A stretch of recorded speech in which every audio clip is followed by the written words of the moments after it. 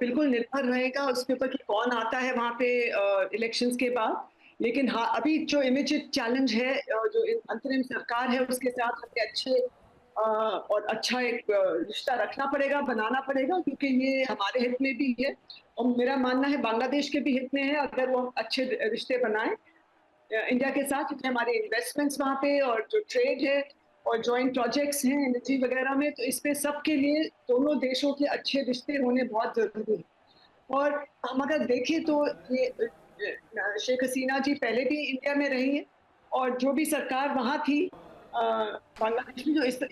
इस टाइम थोड़ा different situation है लेकिन पहले भी उन्होंने हमारे साथ जो उनके हित में था एक रिलेशनशिप तोड़ा नहीं था।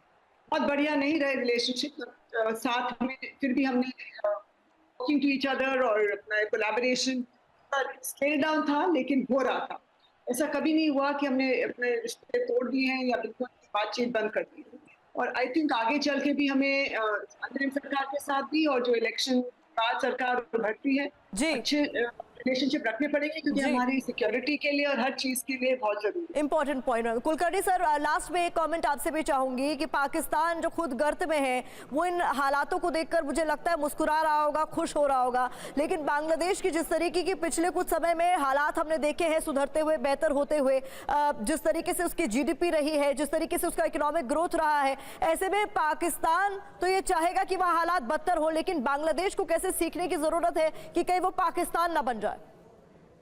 इसमें कोई शक नहीं कि पाकिस्तान जो है वो देखना नहीं चाहता है कि किसी तरीके से बांग्लादेश में कोई तरक्की हो। बांग्लादेश ने खुद जिस प्रकार से लगातार 3 गुना 150 बिलियन डॉलर की इकोनॉमी थी उनकी जब शेख हसीना ने लिया और आज 4,500 बिलियन डॉलर से ज्यादा की इकोनॉमी है।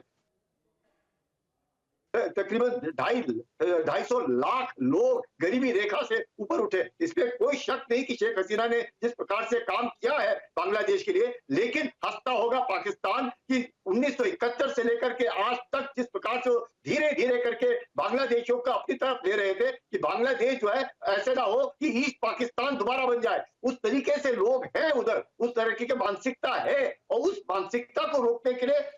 बांग्लादेश को हमारी जरूरत है और हमें भी बांग्लादेश की जरूरत है। हम बांग्लादेश चाहते हैं कि एक अच्छा एक वहां पे लोकतंत्र हो, वहां के लोग अच्छे हो, वहां के लोग हमारे के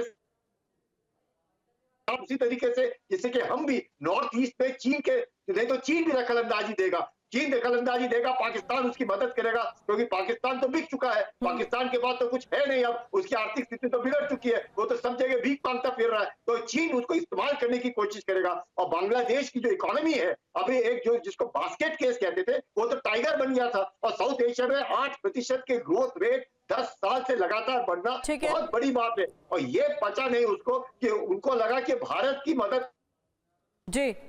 हो रहा है। वो शेख हसीना भारत की मदद नहीं, वो चीन की भी मदद ले रही थी, सबसे मदद ले रही थी, वो अपने देश की हित सोच रही थी। लेकिन ये पाकिस्तान को जमा नहीं कि कैसे हो सकता है कि एक मुसलमान जो देश है वो किसी एक भारत के साथ मिल जाए। और मुझे लगता है जो उन्होंने सोचा वो करके दिखलाया और वो भी बांग्लादेश में रह करके जमाइतियों के द्वारा। और जिस तरीके से मोहम्मद यूनुस अच्छे आदमी है, नोबेल लॉरिएट है, और सर देखिए इसीलिए तो अपनी तस्वीरें दिखा रहे हैं कि वहां पर हालात अब धीरे धीरे बेहतर हो रहे हैं और जो कि सबसे जरूरी है इस वक्त, सबसे बड़ी चुनौती और सबसे बड़ी जरूरत वक्त की यही है कि बांग्लादेश के हालात सामान्य हो, वहां शांति माहौल हो और वहां जो अल्पसंख्यक जिनके मन में, जिनके दिलों में डर बैठ चुका है कि वो वहां सेफ नहीं है, ये तमाम डरों को दूर किया जा सके और हालात वहां पर बेहतर हो। इसी की उम्मीद हम सब भी लगातार कर रहे हैं और इसी को लेकर लगातार चर्चा भी TV9 भारतवर्ष कर रहा है। एक रिपोर्ट ग्राउंड जीरो से आप तक पहुंचा रहा है। फिलहाल अड़ी में इतना ही। आप तमाम मेहमानों का हमारे साथ जुड़ने के लिए बहुत बहुत शुक्रिया।